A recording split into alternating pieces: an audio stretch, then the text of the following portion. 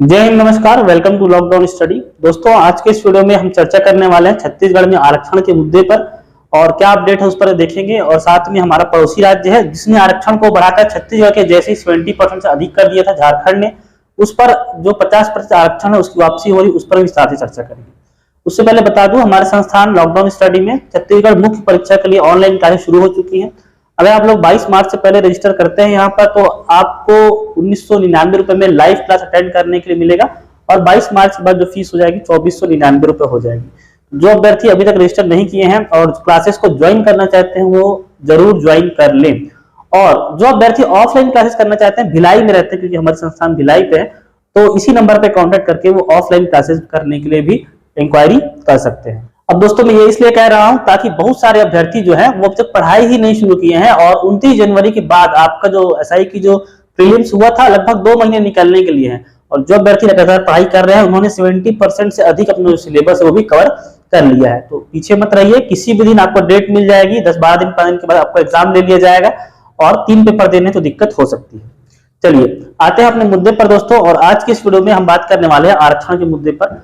अभी आप लोगों को बता दूं कि कवासी लखमा जी जो छत्तीसगढ़ में मंत्री हैं, आबकारी मंत्री हैं, और वो अभी राजभवन गए थे राज्यपाल से मुलाकात करने के लिए।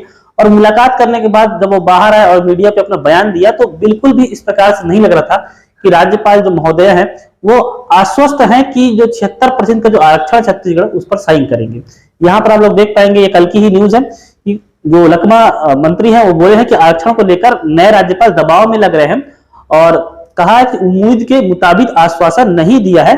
बीजेपी जो है वो तो कॉमन सी बात है, इस पर राजनीति तो करेगी ही करेगी।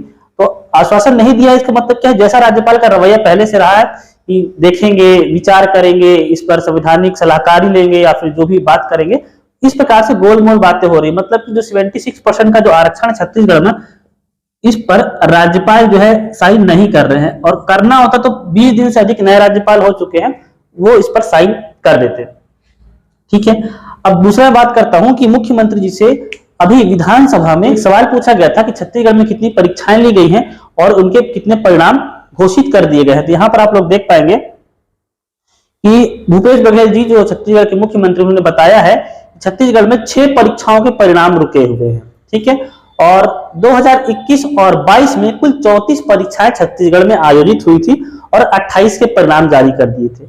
तो दोस्तों, किसी परीक्षा को आयोजित करना और उसका परिणाम जारी करना ही इंपॉर्टेंट नहीं है। अगर आपके छत्तीसगढ़ में 2021 और 22 2 साल मिला करके कुल 34 परीक्षाएं आयोजित हुई थी, ठीक है, और उसमें 28 के परिणाम जारी कर दिए गए हैं, 6 पेंडिंग में हैं, तो सिर्फ परिणाम जारी करना इंपॉर्टेंट नहीं है। आप ये देखिए 34 परीक्षाएं जो ली गई थी उसमें नियुक्ति कितने को दी गई है, नियुक्ति कितने परीक्षाओं में दी गई है, ये महत्वपूर्ण है। प्रश्न ये पूछा जाना चाहिए था कि नियुक्ति कितने परीक्षाओं में दी गई है। ठीक है, तो ये बहुत ही अच्छा डाटा नहीं है जो ये रुका हुआ है। कुछ में नियुक्ति भी रुकी हुई है और कुछ के परिणाम भी रुके हुए हैं अगर देखा जाए। और इसके अलावा कुछ भर्तियां ऐसी भी जिसके लिए फॉर्म ले लिए गए, पेंडिंग भी चल रही हैं, चाहे वो एसआई भर्ती परीक्षा हो, चाहे असिस्टेंट मार्शल की भर्ती परीक्षा हो, चाहे फॉरेस्ट गार्ड की भर्ती हो, ये सब पेंडिंग भी चल रही है। तो अगर देखा जाए तो ये बहुत अच्छी चीज नहीं है हमारे राज्य के लिए।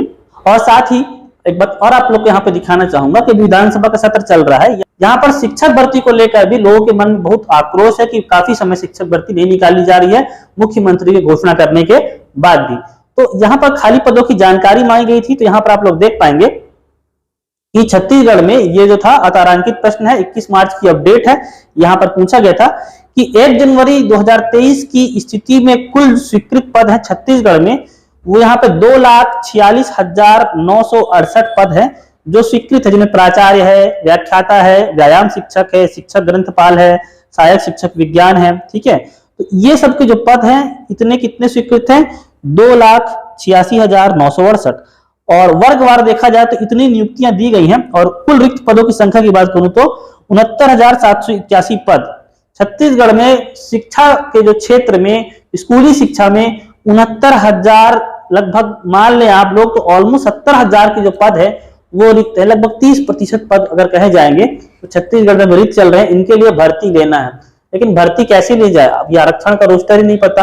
अगर नोटिफिकेशन निकाल भी लिया जाए, एग्जाम ले भी लिया जाए, तो पीएससी की जैसे भर्ती रुकी हुई है, एसआई की भर्ती रुकी है, भर्ती रुकी रहेगी।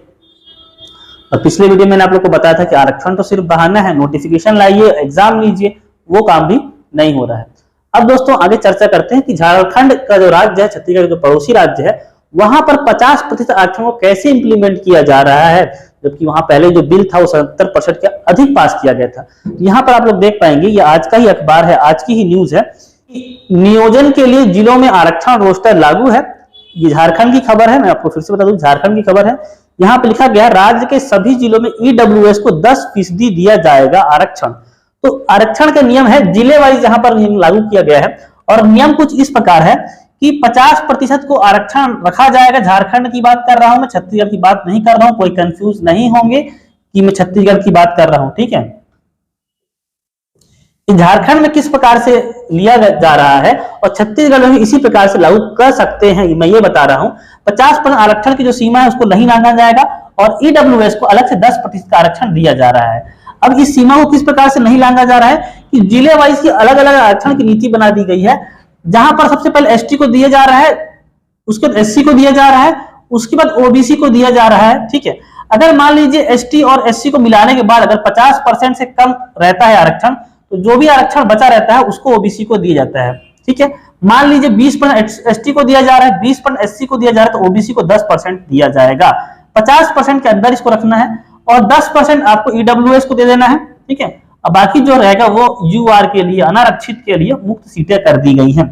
कई कई जिले पर झारखंड में ऐसा हो रहा है कि एसटी और एससी की जनसंख्या काफी ज्यादा है, तो वहां पर ओबीसी को 0% आरक्षण दिया जा रहा है। तो इसका मतलब ये नहीं कि वहां पर ओबीसी को कोई सीट नहीं मिलेगी।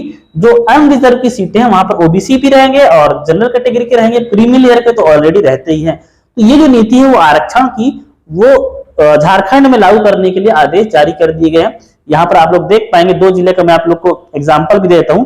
जैसे कि रांची का जिला यहाँ पर देखेंगे, एसटी के लिए 37% है, एससी के लिए 5% है, उसके बाद जो भी बच गया है, ठीक है, तो अन्य पिछड़ा वर्ग है, ओबीसी है 3% है, और अति अन्य जो पिछड़ा वर्ग है, अति पिछड़ा है, उसके लिए 5% है, और ईडब्ल्यूएस पे यहाँ पे 10% दिया जा रहा है।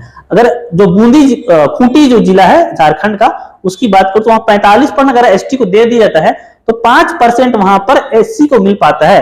पिछड़ा वर्ग और अन्य पिछड़ा वर्ग के लिए यहाँ पे कोई आरक्षण नहीं रहेगा।